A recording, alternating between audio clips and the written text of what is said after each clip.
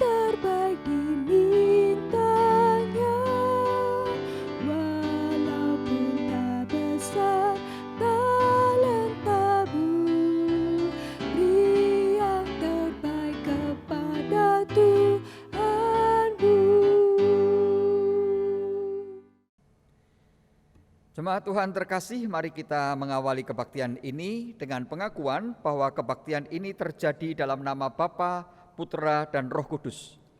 Salam sejahtera bagi saudara, Tuhan beserta saudara-saudara. Saudara-saudara yang dikasihi Tuhan Yesus Kristus, dalam Matius 10 ayat 16 Tuhan Yesus bersabda demikian, "Lihat, aku mengutus kamu seperti domba ke tengah-tengah serigala. Sebab itu, hendaklah kamu cerdik seperti ular dan tulus seperti merpati." Saudara, kita diutus ke tengah dunia yang sangat berbahaya. Bagaimanakah kita akan menjalaninya? Mampukah kita? Sebelum melanjutkan kebaktian kita, mari kita berdoa. Tuhan Yesus, kami sungguh menyadari bahwa Tuhan mengutus kami seperti domba di tengah serigala. Alangkah sukarnya tugas ini ya Tuhan. Karena itu seringkali kami tidak sanggup. Kami melarikan diri, kami sembunyi, kami menutup identitas kami. Padahal bukan itu yang Tuhan kehendaki. Ampunilah kami ya Tuhan. Kuatkanlah kami melalui kebaktian hari ini, supaya kami dapat memenuhi tugas panggilan-Mu dengan baik. Terima kasih untuk pengampunan-Mu. Dalam nama Tuhan Yesus kami bersyukur untuk pengampunan Tuhan. Amin.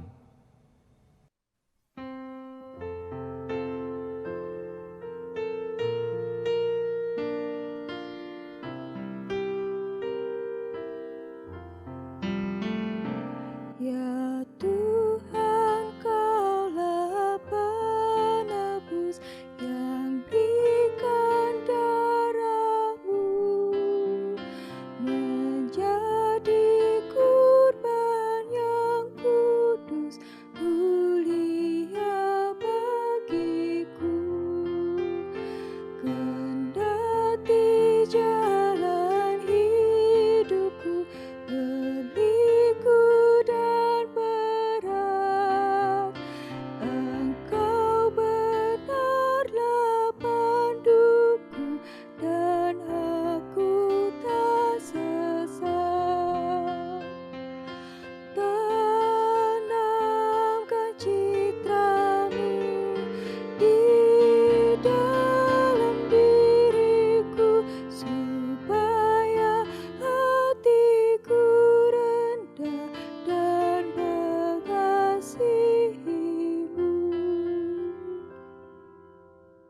Saudara-saudara yang dikasihi Tuhan, dengarlah berita anugerah yang saya bacakan dari Yesaya 41 ayat 10. Firman Tuhan mengatakan demikian, "Janganlah takut, sebab aku menyertai engkau. Janganlah bimbang, sebab aku ini Allahmu. Aku akan meneguhkan, bahkan akan menolong engkau. Aku akan memegang engkau dengan tangan kananku yang membawa kemenangan." Demikianlah berita anugerah dari Tuhan.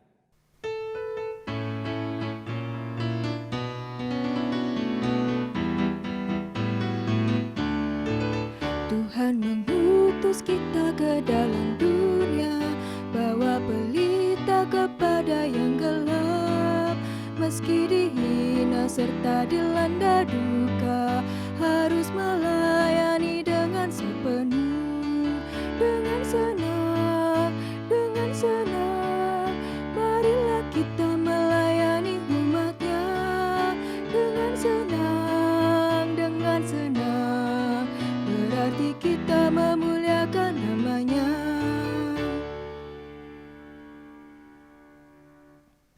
Saudara-saudara yang dikasihi Tuhan, sebelum kita bersama-sama merenungkan firman Tuhan, mari kita mohon pertolongan Tuhan di dalam doa.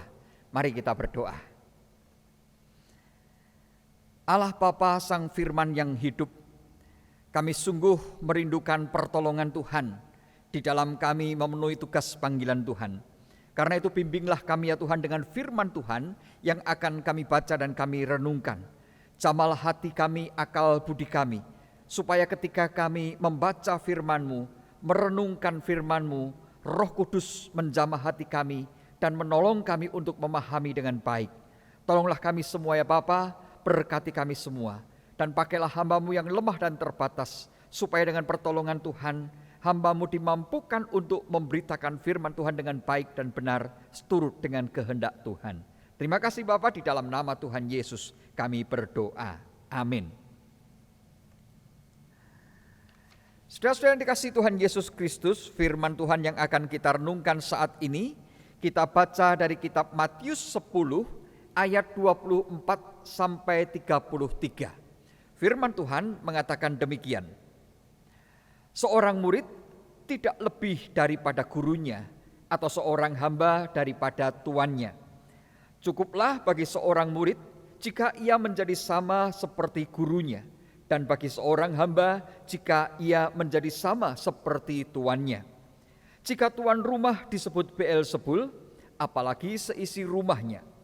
Jadi janganlah kamu takut terhadap mereka, karena tidak ada sesuatu pun yang tertutup yang tidak akan dibuka, dan tidak ada sesuatu pun yang tersembunyi yang tidak akan diketahui. Apa yang kukatakan kepadamu dalam gelap, katakanlah itu dalam terang. Dan apa yang dibisikkan ke telingamu, beritakanlah itu dari atas atap rumah.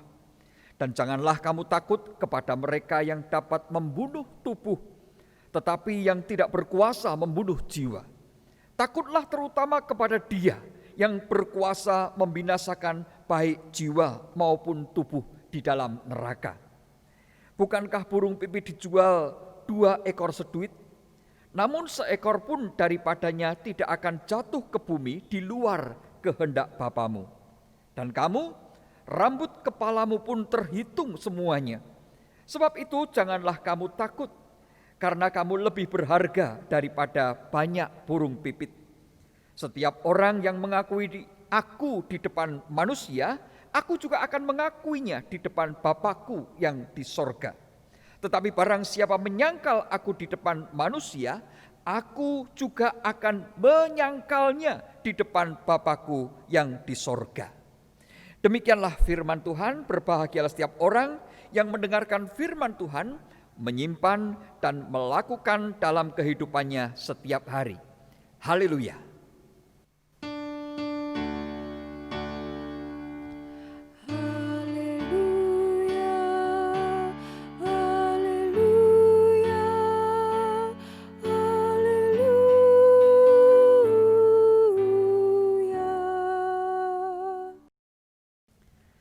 Saudara-saudara yang dikasihi Tuhan Yesus Kristus, seorang anak remaja yang masih sekolah di SMA mendatangi pendetanya usai kebaktian remaja. Lalu mengatakan, "Om, tolong doakan saya ya." "Didoakan apa?" tanya pendetanya. "Anu Om, saya diutus sekolah untuk ikut jambore seprovinsi." "Wah, bagus itu," kata pendetanya lagi. "Ya Om, tapi kayaknya yang ikut itu yang Kristen sedikit." Oke, semoga sukses ya. Saudara, minggu depannya mereka bertemu lagi. Pendetanya kemudian bertanya, bagaimana kabar jamborenya?" "Wah, puji Tuhan Om," kata si remaja itu. "Puji Tuhan bagaimana?" tanya pendetanya begitu. "Puji Tuhan, saya nggak ketahuan Om," katanya sambil tersenyum-senyum si remaja itu. "Nggak ketahuan bagaimana?" tanya pendetanya. "Nggak ketahuan kalau saya Kristen Om." Saudara-saudara dikasihi Tuhan, menyatakan identitas diri sebagai pengikut Tuhan Yesus di tengah komunitas yang berbeda, apalagi dalam jumlah yang sangat besar, memang tidak mudah. Jadi sebenarnya apa yang dialami oleh anak remaja tadi sangat bisa dipahami. Betapa sulitnya untuk menunjukkan diri, saya ini orang Kristen. Saudara, kita tentu ingat Petrus. Bagaimana pengalaman Petrus ketika dia menyangkal Tuhan Yesus. Bukankah saat itu Petrus juga ditanya, "Apakah engkau pengikutnya?" "Tentu engkau pengikutnya." Dan Petrus diminta untuk menunjukkan jati dirinya sebagai pengikut Yesus di tengah lingkungan yang bagi Petrus itu bisa menjadi ancaman. Dalam keadaan yang sangat tertekan, dalam keadaan yang sangat takut, akhirnya Petrus menyangkal bahwa dia adalah murid Tuhan Yesus. Saudara-saudara, kalau untuk menyatakan identitas diri saja begitu berat dan sulit, apalagi kalau kita di tengah situasi yang sangat sulit itu kita menyatakan kebenaran Kristus di tengah lingkungan yang tidak sejalan dengan kebenaran Kristus. Ini bisa mendatangkan resiko yang sangat besar. Bisa dikucilkan, bisa kemudian bahkan dibenci oleh kelompoknya karena kita bertentangan dengan sekelompok orang yang jumlahnya lebih besar. Akan tetapi Tuhan Yesus mengutus para pengikutnya, para muridnya ke tempat yang seperti itu.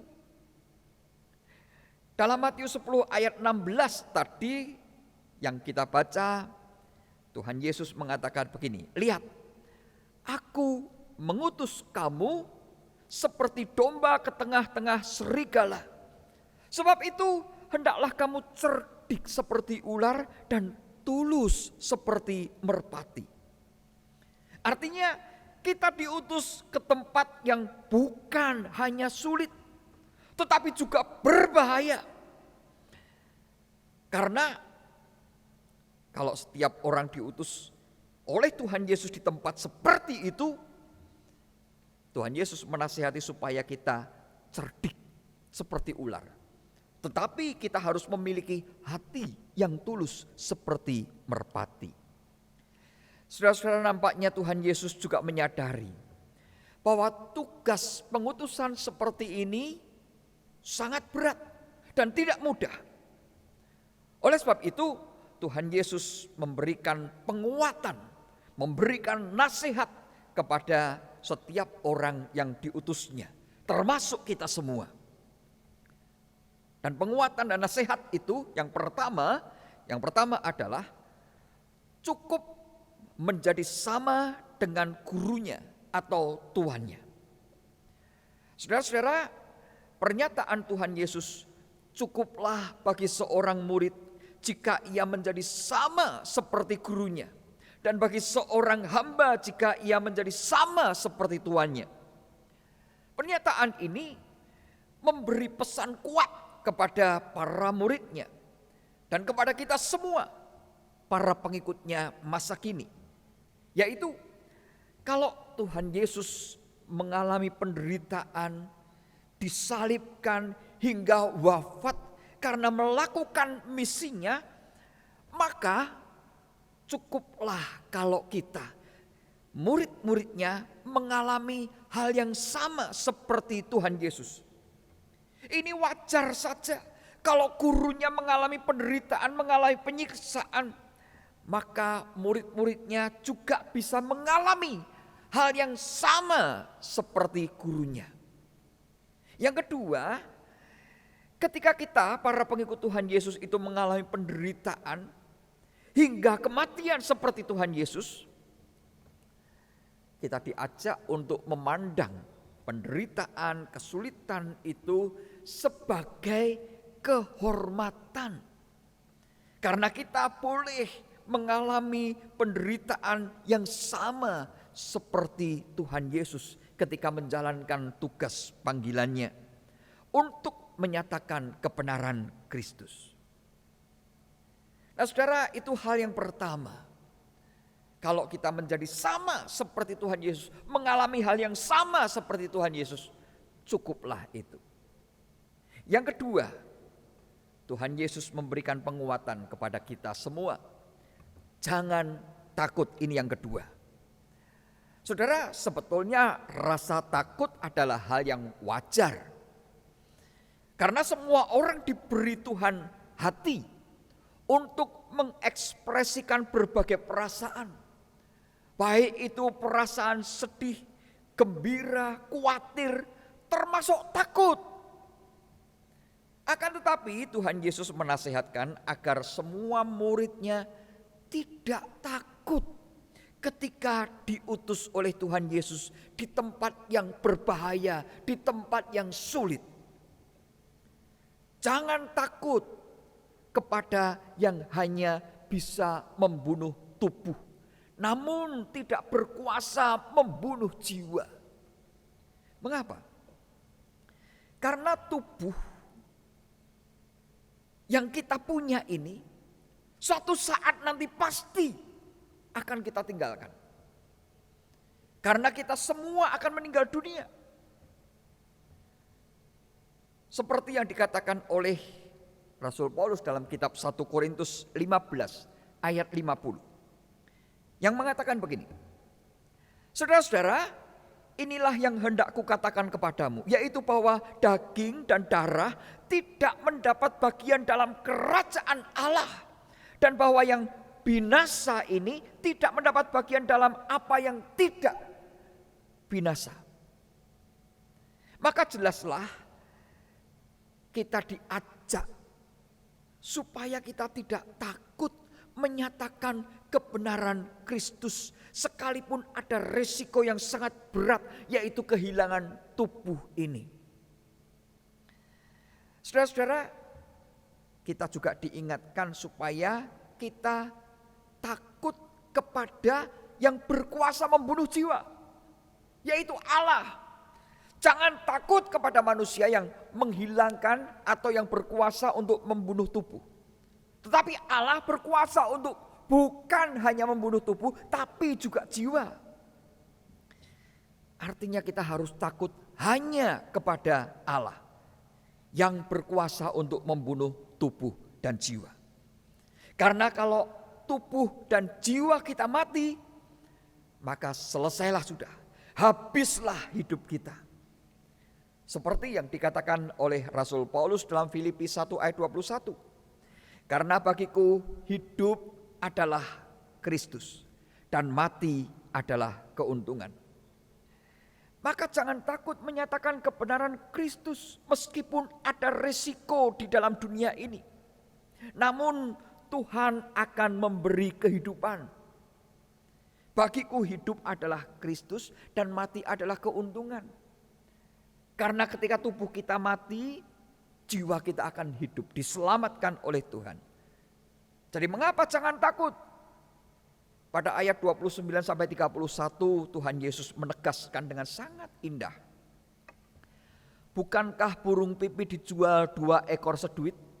Namun seekor pun daripadanya tidak akan jatuh ke bumi di luar kehendak Bapamu. Dan kamu Rambut kepalamu pun terhitung semuanya. Sebab itu janganlah kamu takut, karena kamu lebih berharga daripada banyak burung pipit. Saudara, sabda Tuhan Yesus ini menunjukkan kepada kita betapa berharganya kita di hadapan Allah Bapa. Kalau burung pipit saja dipelihara, rambut kita terhitung di kepala kita, dan itu menunjukkan bagaimana pedulinya, bagaimana perhatian Allah Bapa kepada kita, kepada manusia. Kita semua begitu berharga di hadapan Bapa. Kita pasti akan dijaga. Kita pasti akan dipelihara oleh Bapa. Jauh melebihi burung pipit di udara. Saudara, pernyataan Tuhan Yesus ini sungguh menguatkan kita semua. Supaya kita tetap berani untuk menyatakan kebenaran Kristus dimanapun kita berada. Itu yang kedua. Dan yang ketiga. Yang ketiga adalah diakui Yesus di depan Bapa. Saudara-saudara, ayat yang ke-32 sampai dengan 33 ini sangat penting untuk kita. Mengapa kita harus berani menyatakan kebenaran Kristus dalam hidup kita? Tuhan Yesus bersabda demikian. Setiap orang yang mengakui aku di depan manusia, aku juga akan mengakuinya di depan Bapa-Ku yang di sorga. Tetapi barang siapa menyangkal aku di depan manusia, aku juga akan menyangkalnya di depan Bapa-Ku yang di sorga. Saudara, dengan menyatakan kebenaran Kristus, itu berarti kita mengakui Kristus dalam hidup kita. Kalau kita tidak berani mengakui Kristus dalam hidup kita di depan banyak orang, maka Tuhan Yesus mengatakan bahwa Dia juga tidak akan mengakui kita di hadapan Bapa di sorga. Dan kalau kita tidak diakui oleh Tuhan Yesus di hadapan Bapa di sorga, celakalah kita. Celakalah kita. Karena itu berarti kita dibuang di hadapan Bapa dan binasalah kita.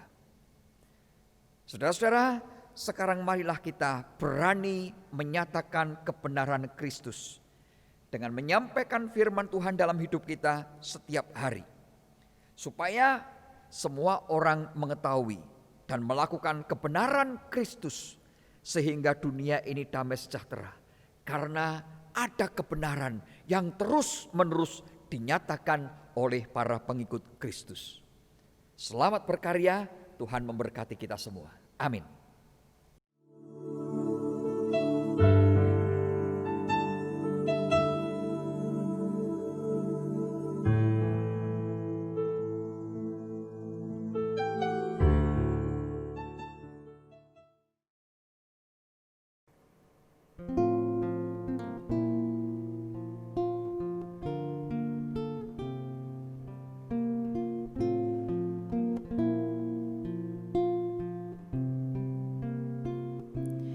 Yesus, kau kebenaran yang menyelamatkanku. Kau memberikanku hidup dan pengharapan.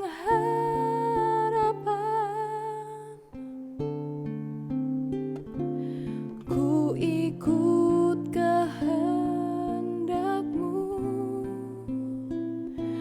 ku perlu anugerah-Mu.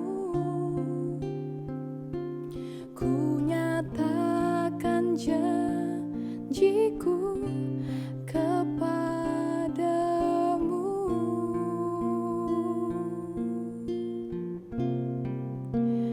Kalau ku hidup bagimu, hatiku tetap menyembah-Mu. Dunia tak bisa menjauhkanku dari kasih-Mu.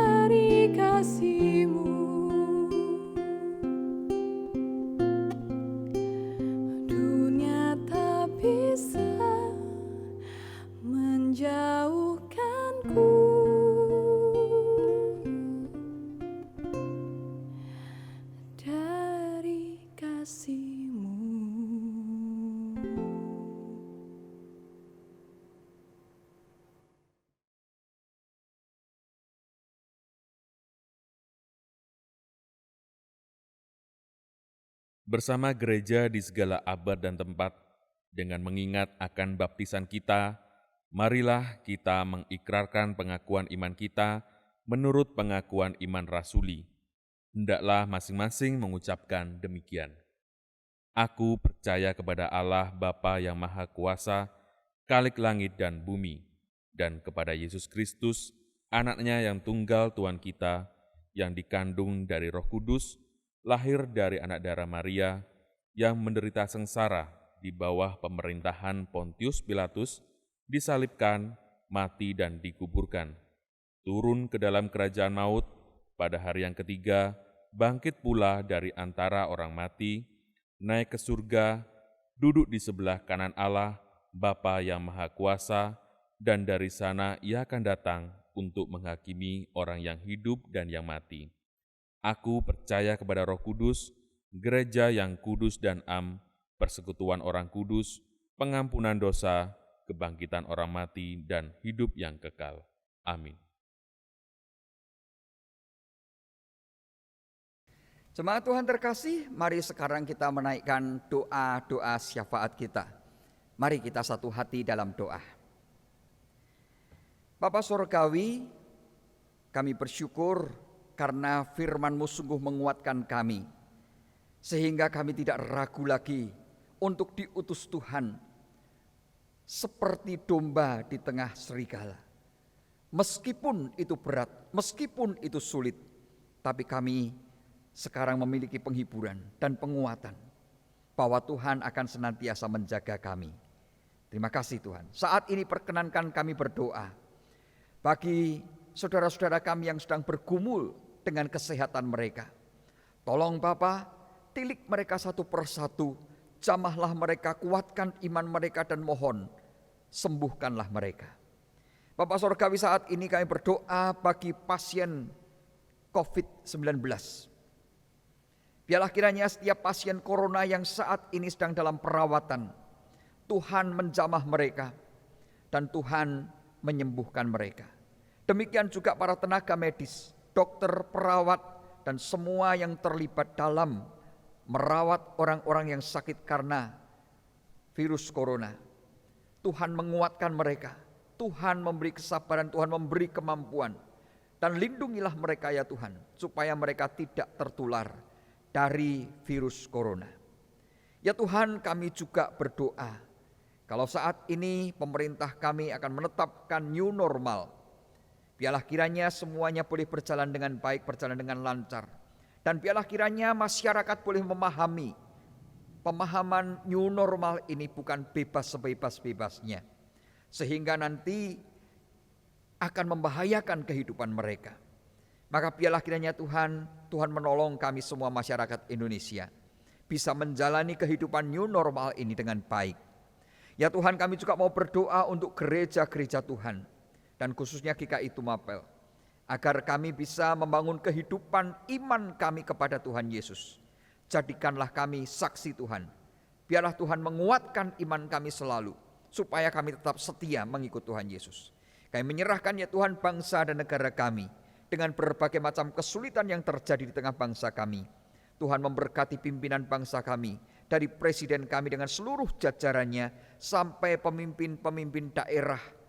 Tuhan, Engkau memberkati semuanya satu persatu, supaya pemimpin bangsa kami dapat menetapkan kebijakan-kebijakan yang baik untuk mengatasi masalah COVID-19, mengatasi masalah ekonomi, mengatasi berbagai macam masalah yang terjadi di tengah negara kami ini. Terima kasih Tuhan, kami percaya Tuhan memberkati kehidupan kami dan Tuhan mendengar setiap seru doa kami yang kami mohon di dalam nama Tuhan Yesus Kristus. Amin. Marilah kita menyatakan syukur kita melalui persembahan.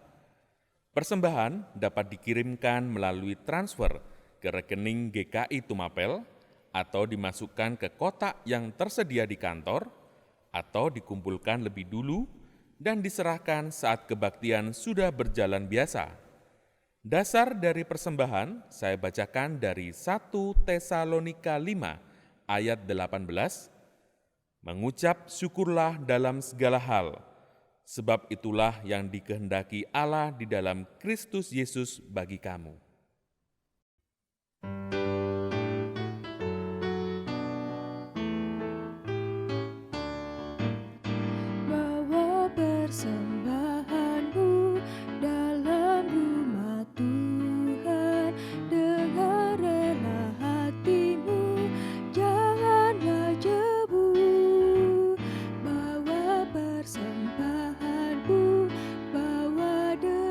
suka bawa persembahanmu, tanda sukacitamu, bawa persembahanmu, ucaplah syukur. Rahmat Tuhan padamu tidak tertandingi oleh apa saja pun dalam dunia. Kasih dan karunia sudah kau terima, bawa persembahanmu, tanda sukacitamu, bawa persembahanmu, ucaplah syukur.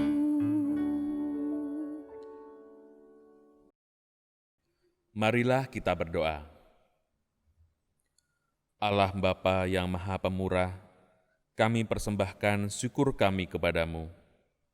Terima kasih atas kemurahan dan kasih pemeliharaan Tuhan dalam hidup kami.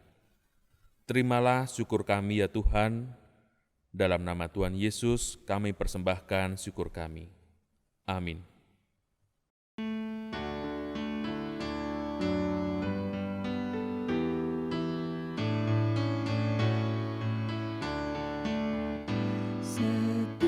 Setialah, setialah selama hidupku, ikuti jalan Tuhanmu, tegang tetap teguh, meski penuh derita di dalam dunia.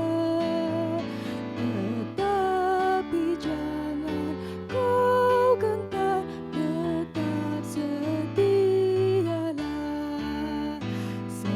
Setialah, setialah menjadi hamba-Nya. Meski besar rintanganmu, tetap percayalah. Selalu kau dibimbing ke air yang tenang, kelak mahkota milikku di surga yang terang.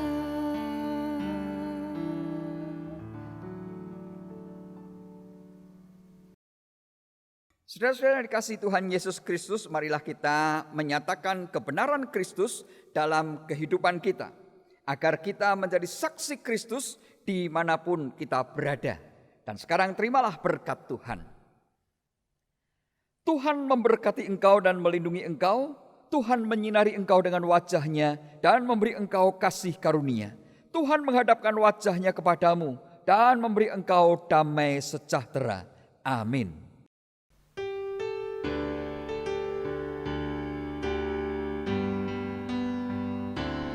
Haleluya, haleluya, haleluya, amin.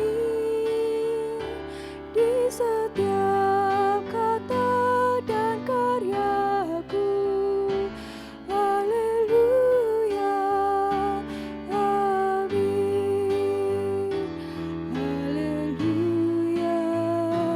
Haleluya, haleluya, haleluya, amin.